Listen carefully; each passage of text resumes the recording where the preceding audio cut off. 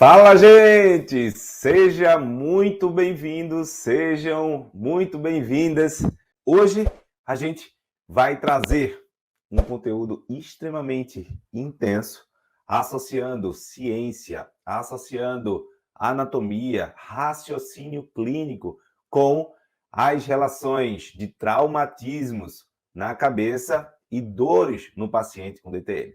E eu quero aqui te dar toda a segurança, o raciocínio clínico, o embasamento daquilo que você precisa para se tornar referência em DTM e eliminar a dor do seu paciente com DTM já no primeiro atendimento. Eu quero trazer para você, você que está a primeira vez aqui, um conteúdo muito intenso. Toda terça-feira estamos juntos, trazendo toda uma abordagem técnico-científica para que você se torne um profissional de referência na sua cidade. Beleza? Então, o que é que a gente precisa saber sobre a abordagem do paciente pós-traumatismos cranianos? Hoje, a gente precisa trazer para você clareza das disfunções. O que ocorre quando o paciente tem um trauma na cabeça?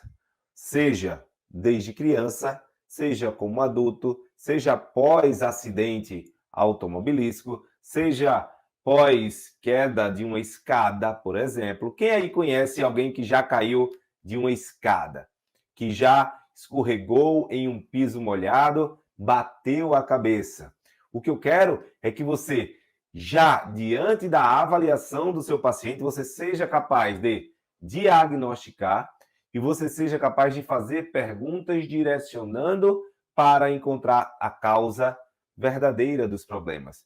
E dentro dessa causa verdadeira dos problemas, você construir esse raciocínio clínico. Você construir uma perspectiva com foco diretamente na causa verdadeira dos sintomas para ter resultados rápidos e seguros em DTM. E dentro desse processo, eu quero que você saia sabendo esses comprometimentos que ocorrem, mas, acima de tudo, construindo um raciocínio clínico em busca de um tratamento de excelência para o seu paciente, tá? Sabendo avaliar, sabendo diagnosticar esses pacientes, tá? Então, Randy, mas daqui, né? Eu vou aprender as técnicas, tudo bem direitinho, minucioso. Logicamente, a gente vai trazer aqui uma integração de raciocínio clínico, de ciência, o que a ciência vem falando sobre isso e efetivamente dar condições para escolher uma técnica específica. Para isso, a gente precisa de mais tempo juntos, precisa de trazer a parte de avaliação e tratamento também. Mas você já vai perceber que para atender esse paciente existe um passo a passo, tá? Existe um passo a passo para que você tenha esse diagnóstico efetivo. Por exemplo, o que você precisa entender dentro de uma perspectiva clínica?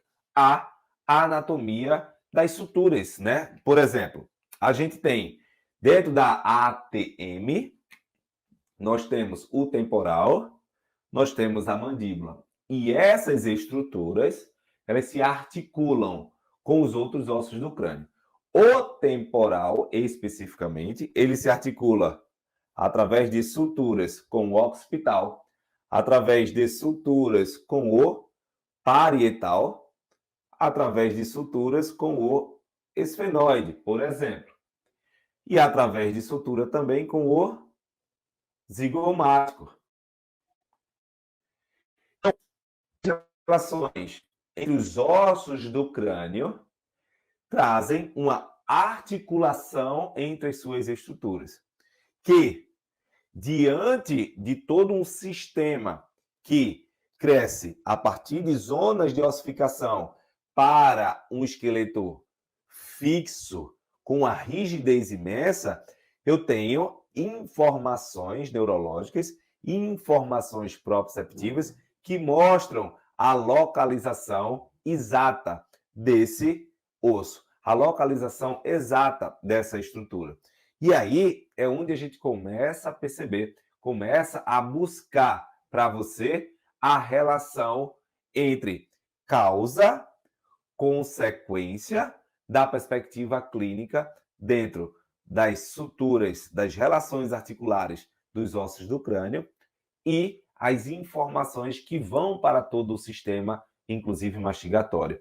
E a partir daí, eu quero que você construa um entendimento disso tudo. Por exemplo, cada articulação dessa, sutura parieto-escamosa, que é a zona escamosa do temporal.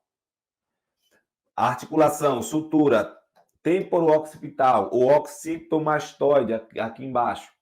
Existem zonas de conexão. E essas conexões, elas possuem tecido conjuntivo, mas elas também possuem sistema nervoso associado. Nervos que estão voltados para esse ponto. E é isso que a gente vai ver hoje. Vai trazer um embasamento para que você consiga entender e atender o seu paciente pós-traumas na cabeça. E entendendo essas compensações.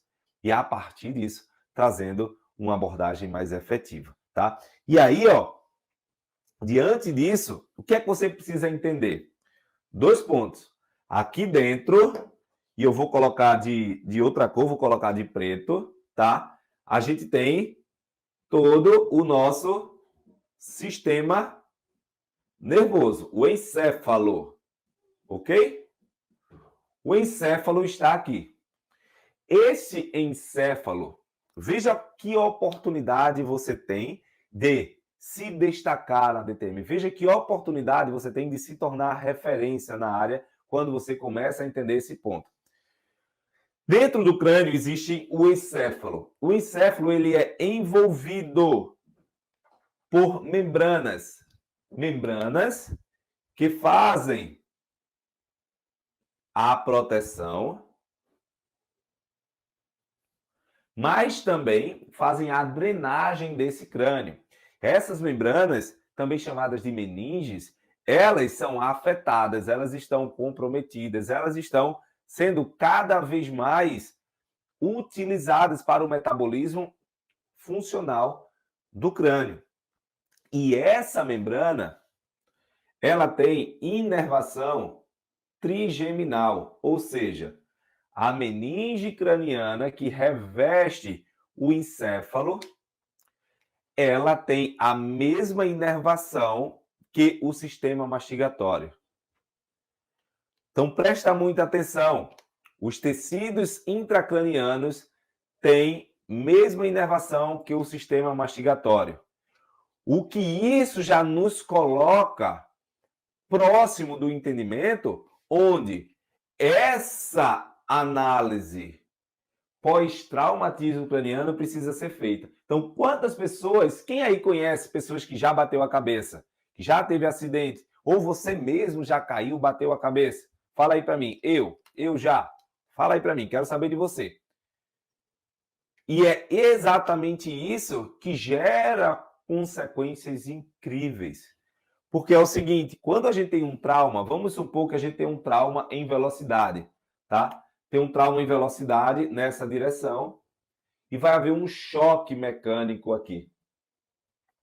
Esse choque mecânico, ele vai fazer com que cada sutura dessa, ela seja comprimida. Cada osso desse recebe impacto e tem as suas estruturas, suas trabéculas ósseas comprometidas.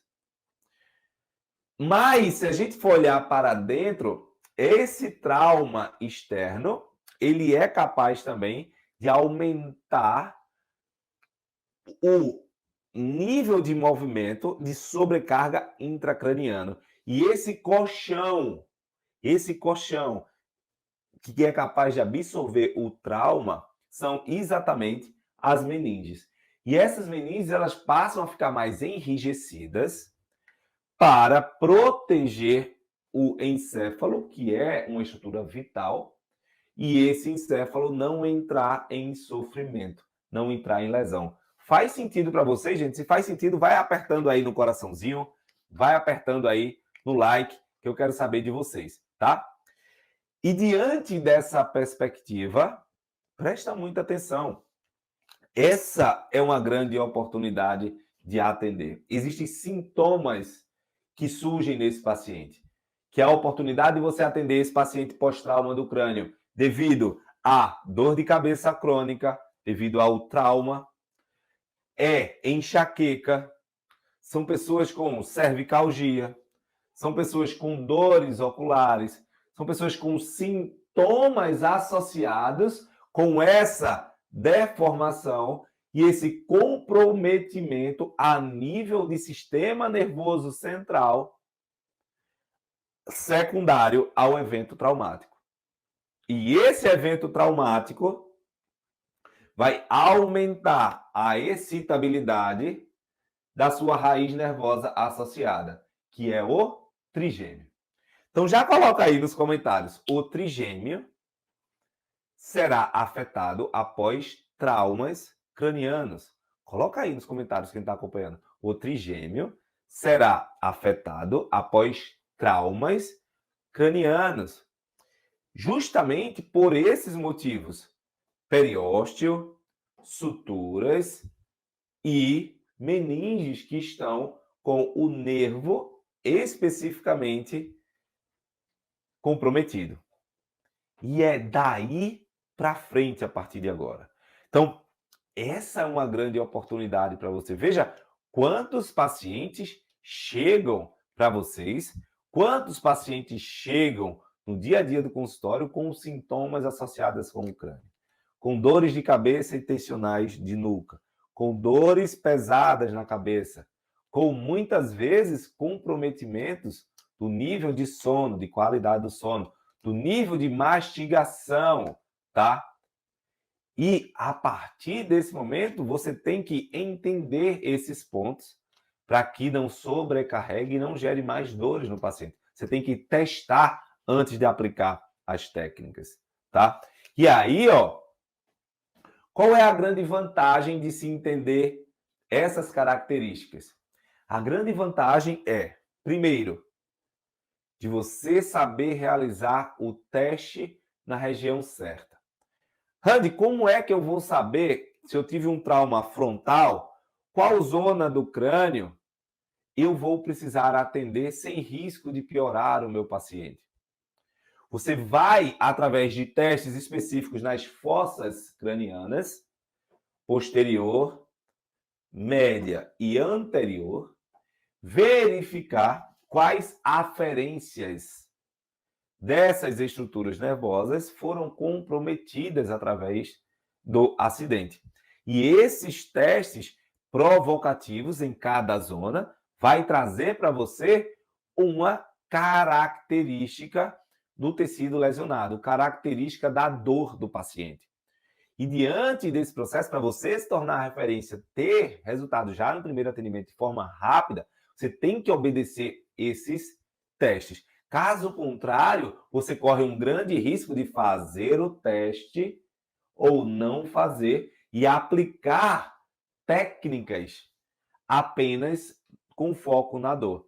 Aplicar técnicas direcionadas para o alívio do sintoma e não focado no direcionamento que você conseguiu ter a partir do exame de um processo de avaliação coerente, consistente, tá?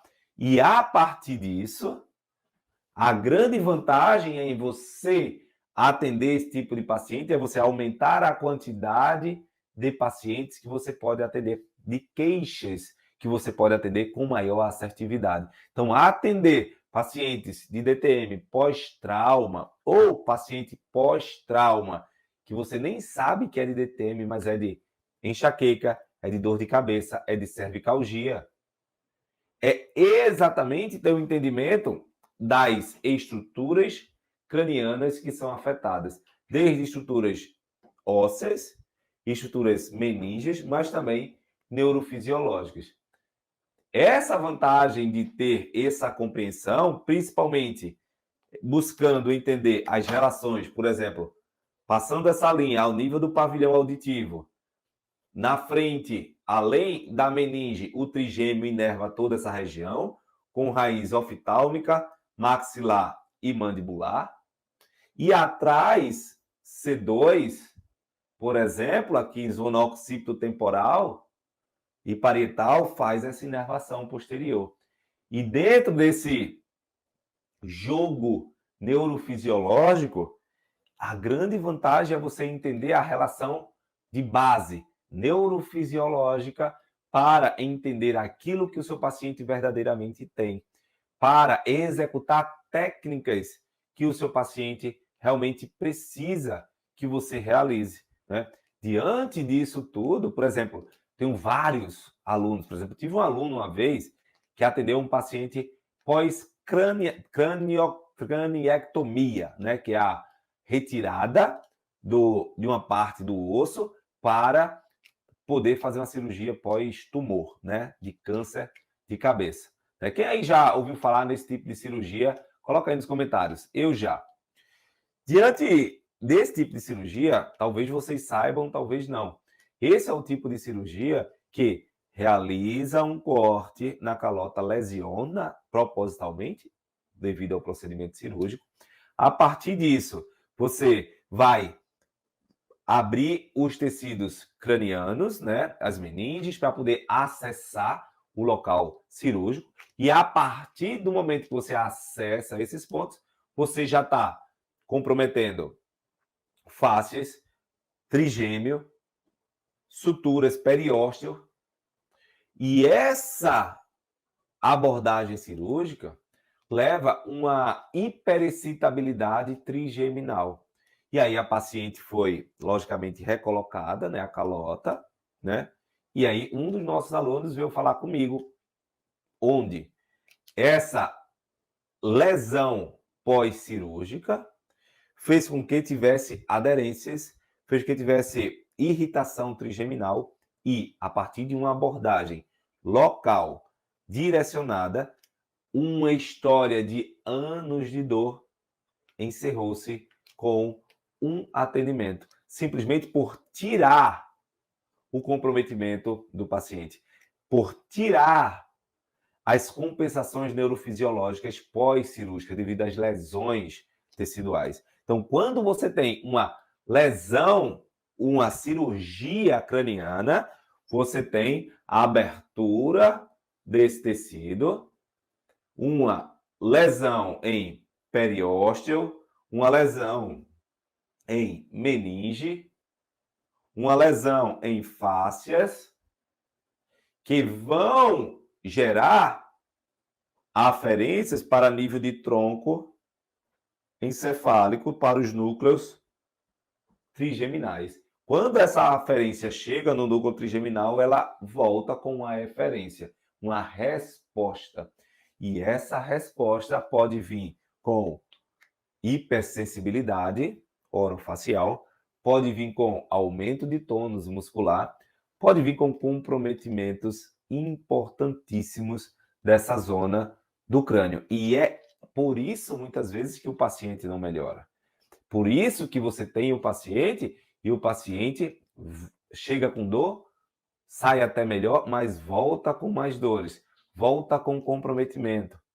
É por isso que você não consegue entender o que fazer com esse paciente, porque é um paciente global, é um paciente que precisa de interação entre zonas neurofisiológicas para justificar, tratar e melhorar problemas mecânicos.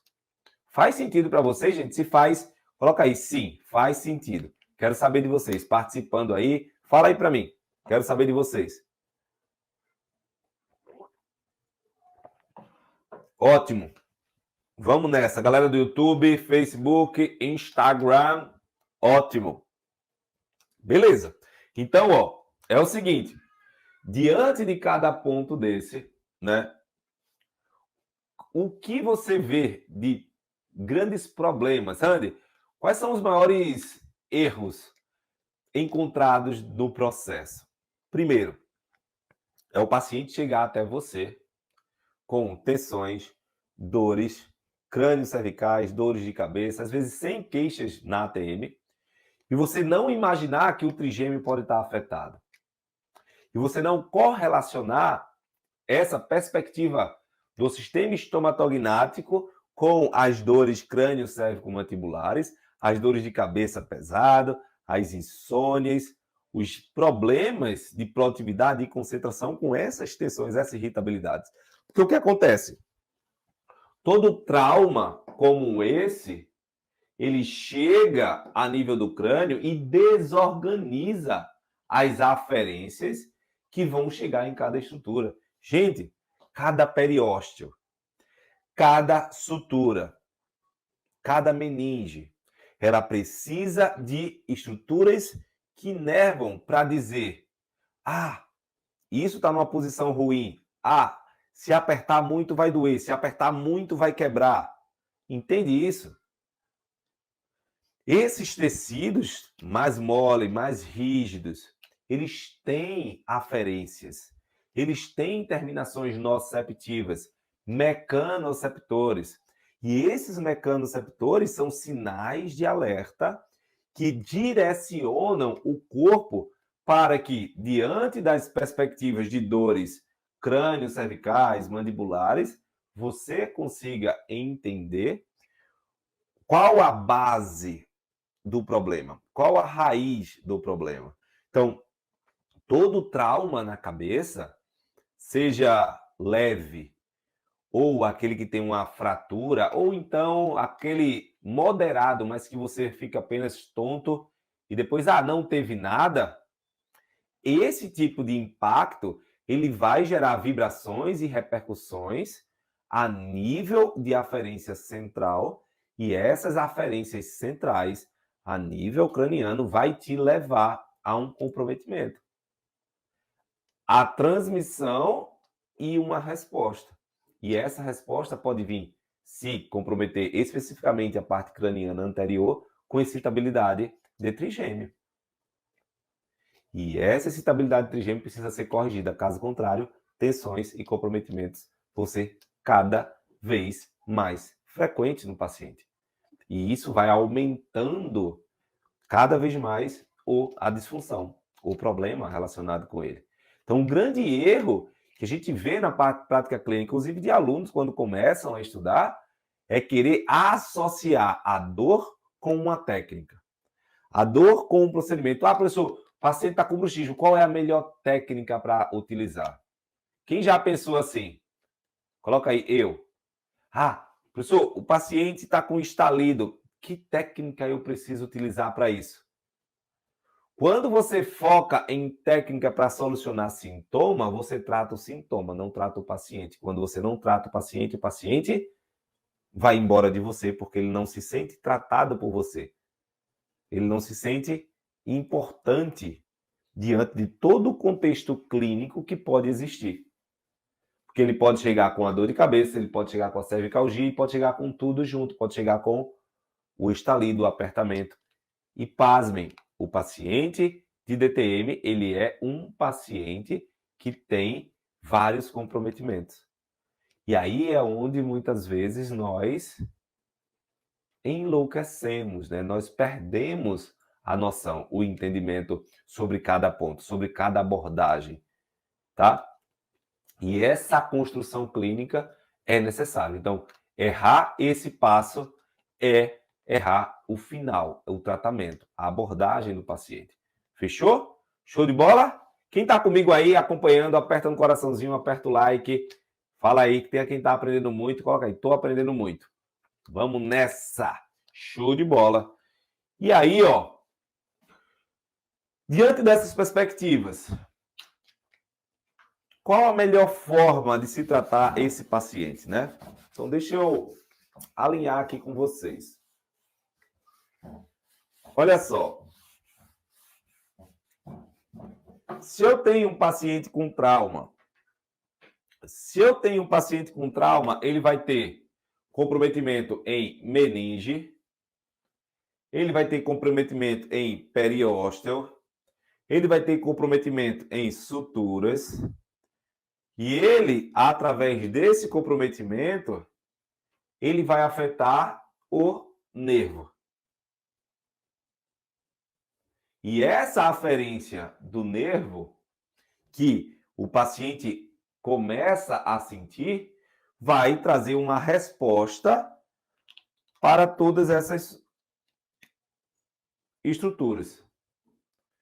E essa resposta vão ser exatamente o padrão de dor, de comportamento, dor. E essa dor, esse comportamento que esse paciente vai apresentar, pode ser consequência de tensões meníngeas intracranianas, pode ser consequência de hiperestesia, de irritabilidade desse trigêmeo, pode trazer dor de cabeça, enxaqueca.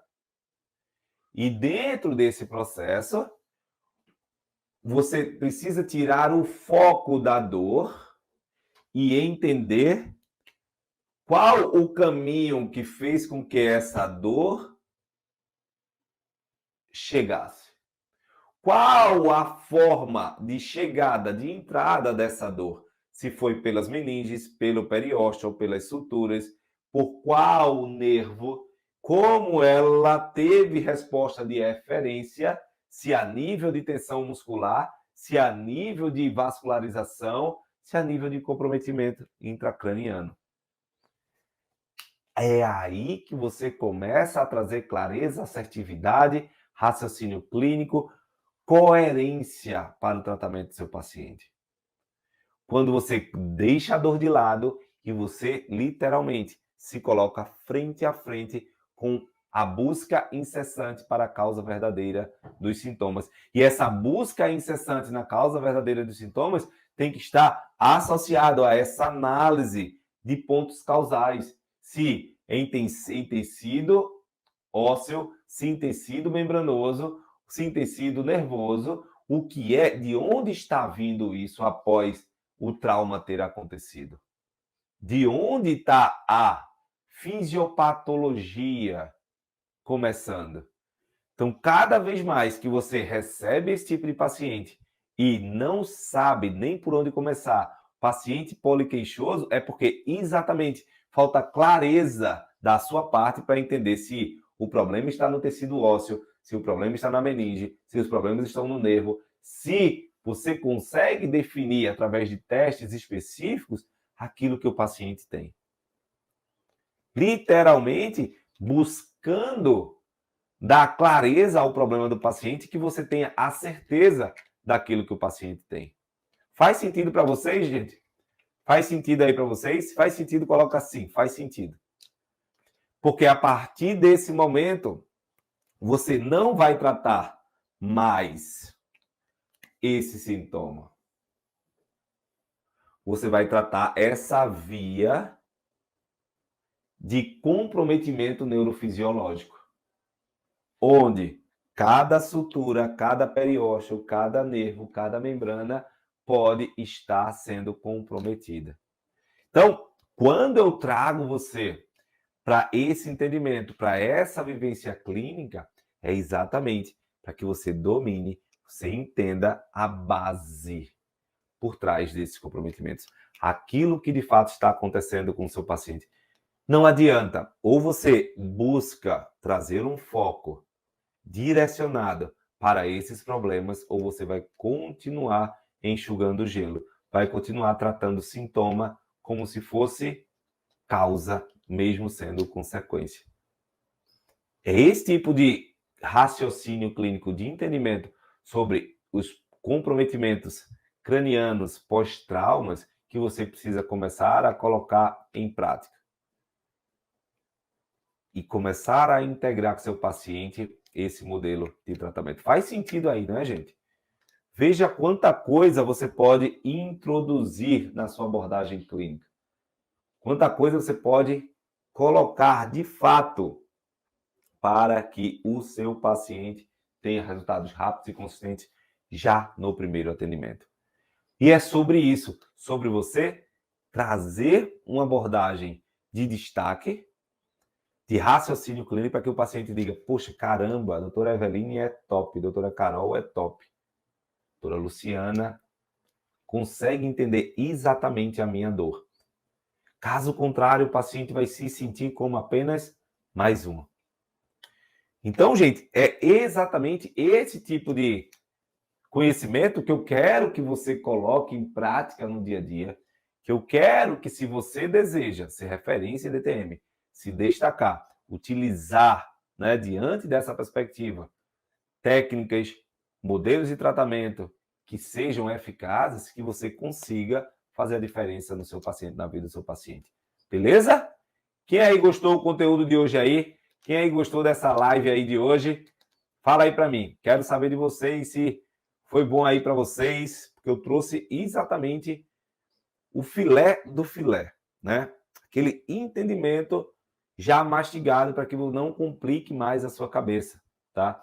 Para que você consiga entrar numa perspectiva clínica acima da média, numa perspectiva totalmente mais objetiva para fazer a diferença no seu paciente. Fechou? É isso aí, gente. Por hoje, essa é a nossa live, esse nosso conteúdo de hoje. Foi sensacional estar aqui com vocês. Toda terça-feira a gente tem um conteúdo técnico bem específico para te conduzir para um entendimento mais direcionado para aquilo que o seu paciente tem. Beleza? Então é isso. Gente, Deus abençoe a todos. Bom demais estar aqui com vocês. Bom demais dividir o meu conhecimento para que você cresça e você faça a diferença na vida das pessoas.